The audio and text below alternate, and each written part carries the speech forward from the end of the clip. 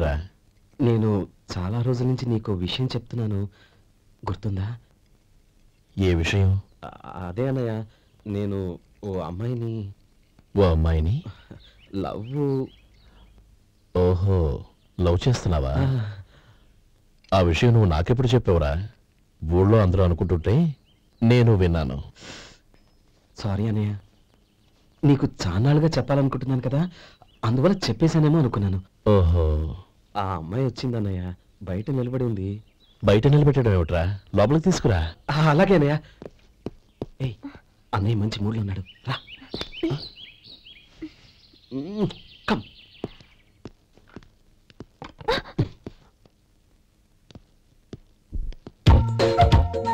ఎందుకంటావేంటయ్యా? ఆ అన్నయ్య మాట వినగానే మీ డాక్టర్ గడగడ వణికిపోతాడు. అసలు డాక్టర్ చదివే తమ్ముడిని అలా భయపెట్టచ్చా? తప్పు కదా? తప్పేనండి. అదేంట్రా, మనిషో పక్కనుంటే నమస్కారం ఇంకో పక్కన ఉంది? అది మర్యాద అన్నయ్య, మర్యాద. అవును, నీ పేరేంటమ్మా? నందిని. నందిని అన్నయ్య. ఏ, ఆ ముఖతను చెప్పలేదా? పెద్దలంటే మహాగౌరవం అన్నయ్య, మేమిద్దరు ఇంత క్లోజ్ ఫ్రెండ్స్ కదా, ఆయన నాతో కూడా ఎక్కువ మాట్లాడదు. ఓహో కదా. నాకు మీ డాక్టర్కి పెళ్ళవని, అప్పుడు అన్నయ్య సంగతి చెప్తాను. ఏం చేస్తానండి? ఏం చేస్తానా? సంవత్సరం తిరగకుండానే కవల పిల్లలు కని వాళ్ళ అన్నయ్య చేతిలో పెడతాను. వాళ్ళకి 5 సంవత్సరాలు వచ్చేసరికి ఆయన్ని బాగా ముట్టిగలేస్తారు. అవును, అమ్మాయి మోహం చూడకుండా నిర్ణయం తీసుకోనరా? తలెత్తు. ఏం చెప్తా? అదేనండి, నందిని గారు వచ్చి వెళ్ళారని చెప్తాను. గుడ్, పైకొస్తావు. ఏమిది అన్నయ్య? అవును, నందిని ఏమైంది? ఎందుకు ఏడుస్తున్నావు? ఈయన మీ అన్నయ్యని తెలియక తెలియక హాస్పిటల్ దగ్గర మర్యాద లేకుండా దురుసుగా మాట్లాడాను. ఆయన పెళ్లి ఒప్పుకోరు. ఊరుకో, అలాంటి చిన్న చిన్న విషయాల్ని మా అన్నయ్య పట్టించుకోడు. అయినా నేను కన్విన్స్ చేస్తాను కదా. ఆయనకంత అవమానం జరిగాక ఎందుకు కన్విన్స్ అవుతారు?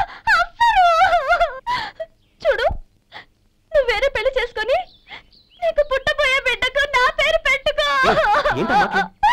నేనే నుయ్యగుయ్య చూసుకుంటాను. అదిగో ఆ చూపు చూడు, ఆ చూపు ఒకలా ఉంది. శేఖర్, ఆ అమ్మాయి చెప్పింది నిజమే. తనని ఎప్పుడైతే హాస్పిటల్ దగ్గర చూశానో అప్పుడే నేను నిర్ణయానికి వచ్చేసాను. విన్నావా? నేను చెప్పానుగా, ఆయన ఆల్రెడీ ఓ నిర్ణయానికి వచ్చేసారట. ఇక నేను వెళ్తాను. అలాగే వెళ్ళి ఈసారి వచ్చేటప్పుడు మీ అమ్మా నాన్నల్ని తీసుకురా. ముహూర్తాలు ఎప్పుడు పెట్టుకోవాలో నిర్ణయించుకుంటాం. అర్థం కాలేదా? నువ్వే మా వాడికి సరైన చోటి. అదే నేను తీసుకున్న నిర్ణయం.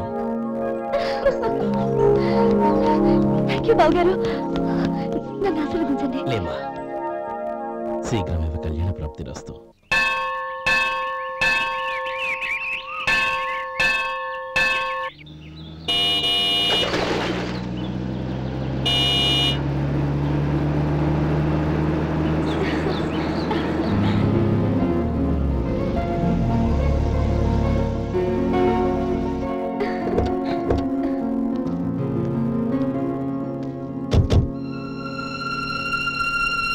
రామా,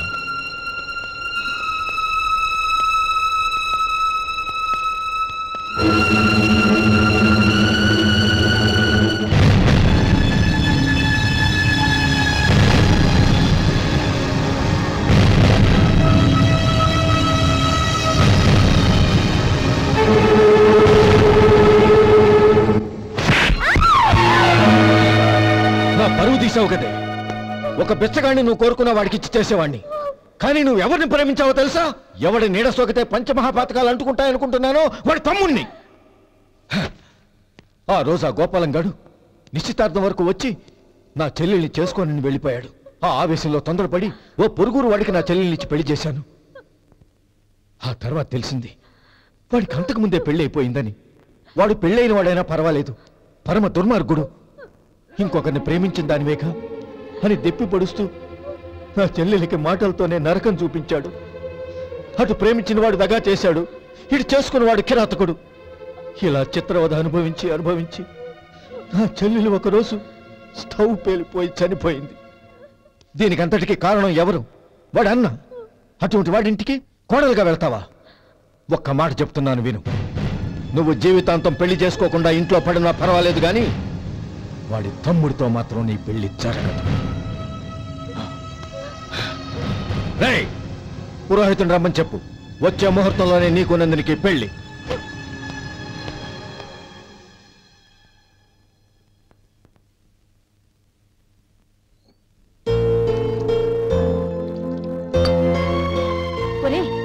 అదేంట్రా ఒక ముద్దైనా తినకుండా చేయగడిగేశావు?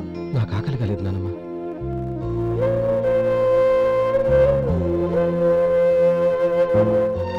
ఆ అమ్మాయి చాలా మంచిది, చదువుకున్న పిల్ల, మనందరికీ బాగా నచ్చింది. కానీ ఆ లక్ష్మీపతి గారి గురించి ఆలోచిస్తేనే నాకు భయం వేస్తోంది. వాడు మన కుటుంబం ఎప్పుడెప్పుడు విడిపోతుందా అని ఎదురు చూస్తున్నాడు. అన్నయ్య, ఆ అమ్మాయే కాదు, ఈ ప్రపంచంలో మన కుటుంబం కంటే నాకేది ఎక్కువ కాదు. ఆ పెళ్లి గురించి నేను మర్చిపోయాను, మీరు మర్చిపోండి.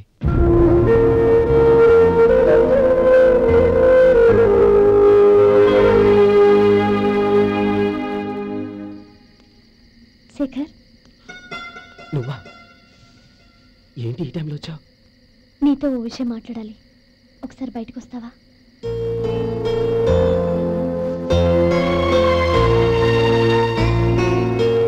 ఏంటి సూట్ కేసుతో వచ్చావు? శేఖర్, మా నాన్న నాకు వేరే పెళ్లి చేయాలని చూస్తున్నాడు.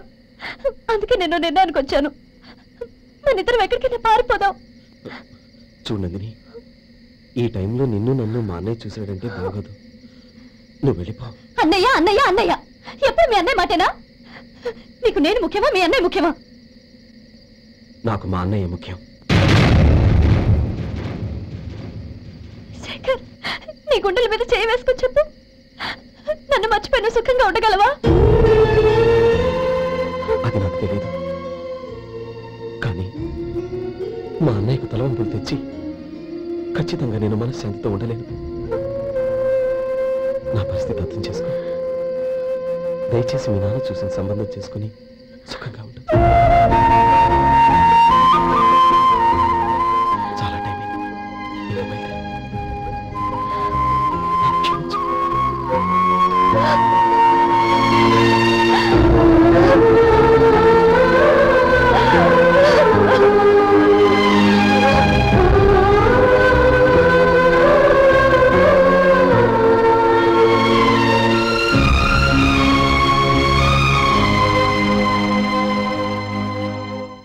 ఏంట్రా అలా మౌనంగా కూర్చున్నావు?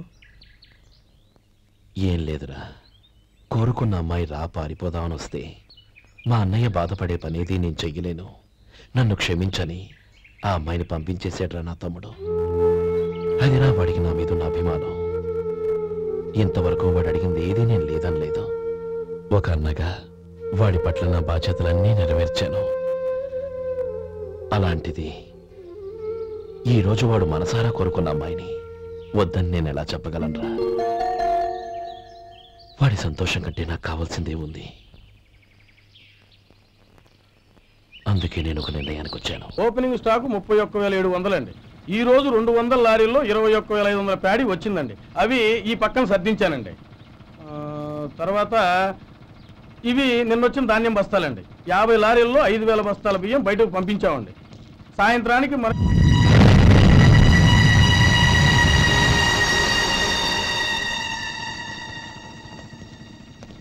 వీడెందుకు వచ్చాడు ఇక్కడికి? నమస్కారం. ఎందుకు వచ్చాడో అడుగు. నీ సహాయం అర్థించొచ్చాను.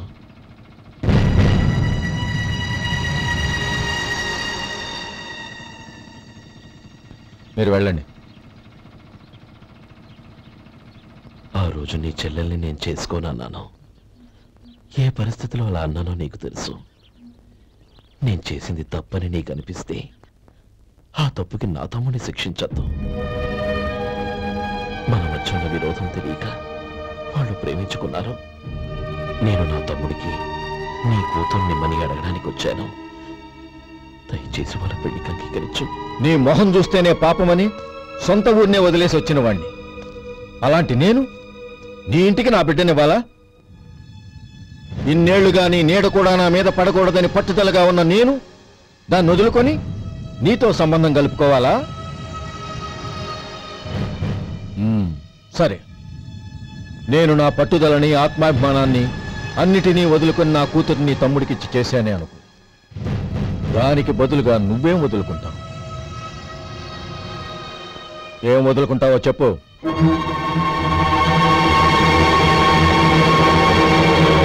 నీ ప్రాణాలు వదులుకుంటావా? అలాగే. నీ ప్రాణం వదిలితే నాకేంట్రా లాభం? నువ్వు దేని మీదైతే ప్రాణాలు పెట్టుకున్నావో దాన్ని వదిలే. నీ తమ్ముళ్ళ మీదగా నువ్వు ప్రాణాలు పెట్టుకున్నావు, ఆ తమ్ముళ్లను వదిలే. అన్న అనే బంధానికి నువ్వు నీళ్లు వదిలేయాలి. ఎప్పుడు నీ తమ్ముడు నా కూతురి మెళ్ళలో తాళి కడతాడో అప్పుడే నీకు నీ తమ్ముళ్లకు ఉన్న అనుబంధం తెగిపోవాలి. నీ తమ్ముడు నా కూతురి మెళ్ళలో తాళి కట్టడానికి ముందే నువ్వు శాశ్వతంగా ఈ ఊరొదిలి వెళ్ళిపోవాలి. వీటన్నిటికీ నువ్వు అంగీకరిస్తేనే ఈ పెళ్లికి నేను అంగీకరిస్తాను.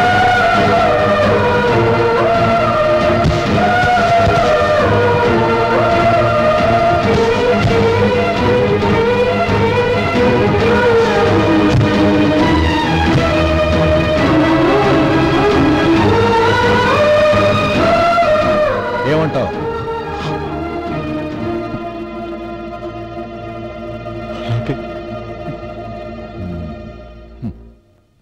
ప్రమాణం చేయి.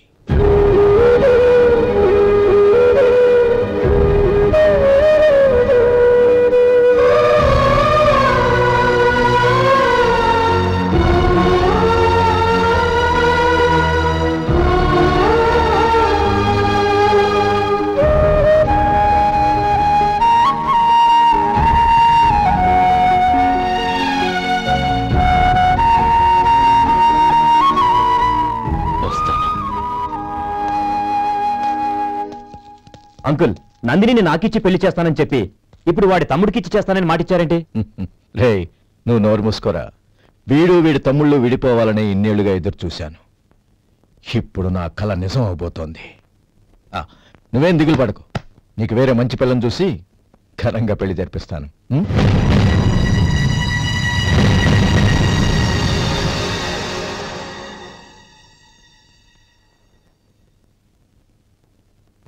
శేఖర్, మధు, నానమ్మా, రే, నువ్వు చాలా అదృష్టవంతుడివిరా. లక్ష్మీపతిని కలిశాను. పాప అనవసరంగా వాడిని అపార్థం చేసుకున్నావురా. వాడెంతో ఆప్యాయంగా నన్ను పలకరించాడు. ఆనందంగా ఈ పెళ్లి ఒప్పుకో.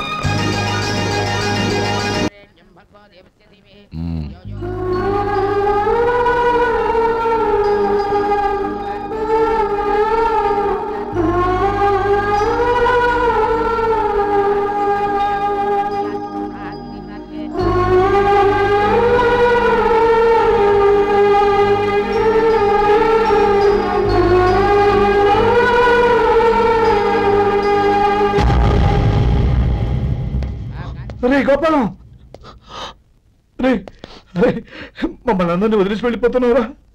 చంద్రం, నా తమ్ముళ్ళని ఎలా పెంచాలనుకున్నాను అలాగే పెంచాను, పెద్ద చేశాను. వాళ్ళందరూ సుఖంగా ఉన్నారు. అంతకంటే నాకు కావాల్సిందే ఉందిరా. అయినా నేనెక్కడికి వెళ్తానురా? వాళ్ళ ఆనందంలో ఐకమత్యంలో నేను ఎప్పుడు ఉంటాను. ఏడవకు, ఎవరైనా చూస్తే బాగోదు. కళ్ళు తుడుచుకో, లోపలికి వెళ్ళు.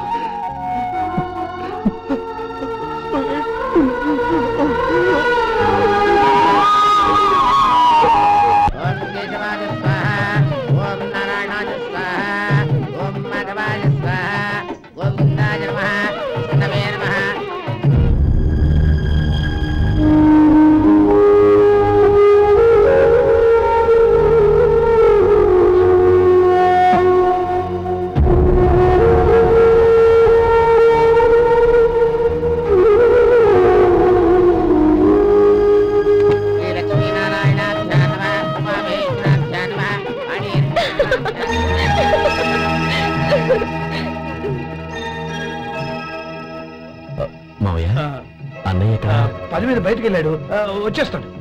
అలాగా. నమస్కారం, రండి రండి.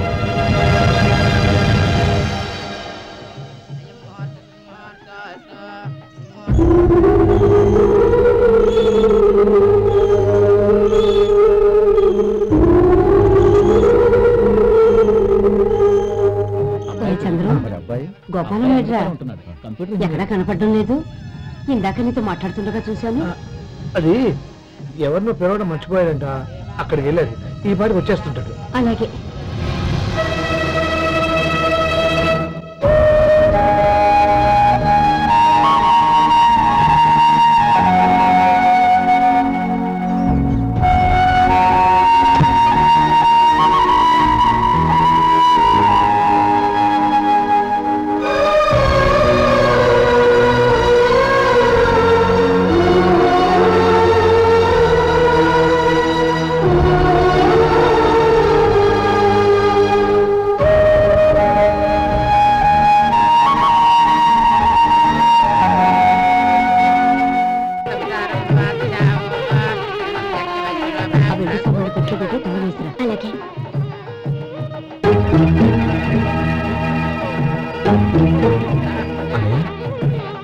పెద్దని ఏడి?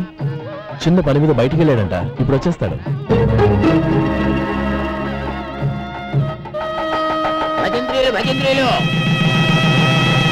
బాబు తాడిబుట్టు అందుకోండి. ఆపండి.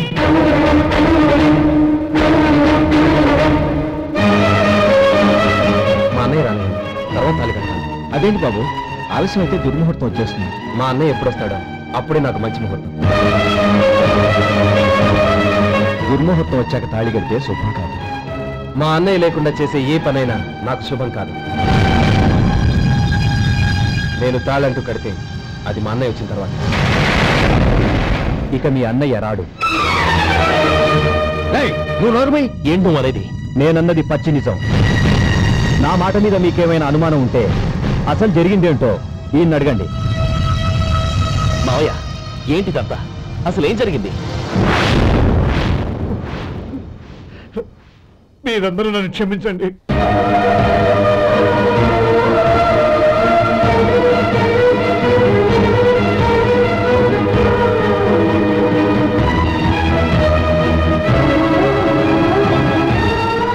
ఇది బాబు జరిగింది.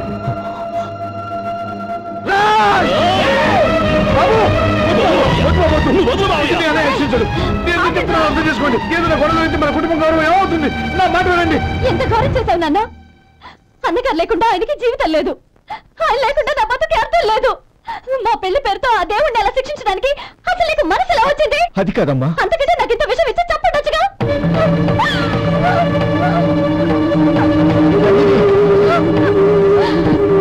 నందిని, నందిని, నందిని, అమ్మా నందిని, నందిని. ఎందుకే బాధపడతావు? వాడు కట్టుకోకపోతేనే నిన్ను చేసుకోవడానికి నేనున్నానుగా.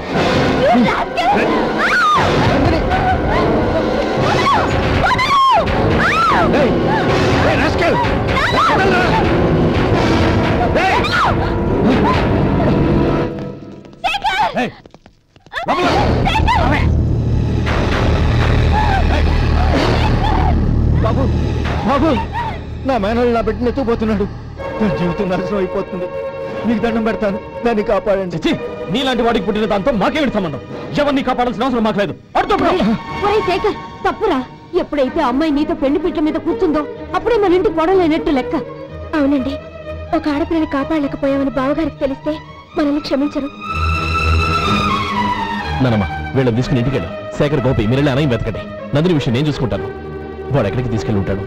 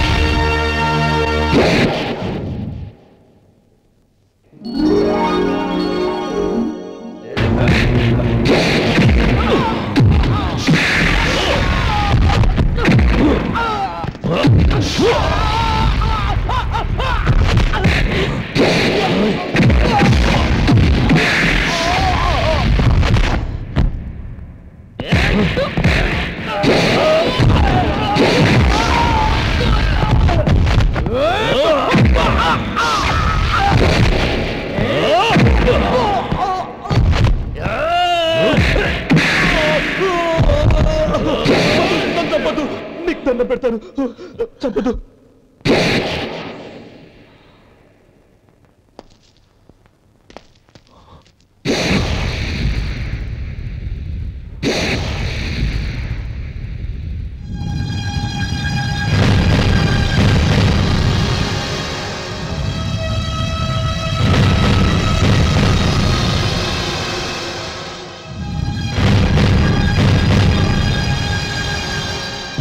లక్ష్మీపతి, ఏ పెళ్లి జరగాలని నేను ఊరు వదిలి వెళ్ళిపోతాం అనుకున్నాను.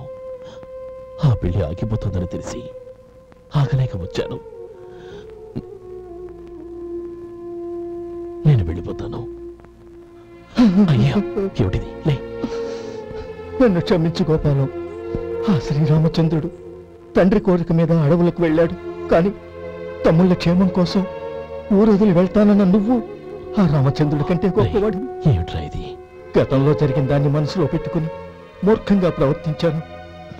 నా తప్పును క్షమించి నా కూతుర్ని నీ ఇంటి కోడలిగా చూసుకుంటావు కదూ.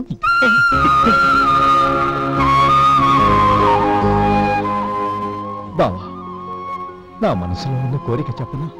చెప్పు బావా. నాకు ఇంకో జన్మంటూ ఉంటే నీ తమ్ముడిగా పుట్టాలనుందిరా.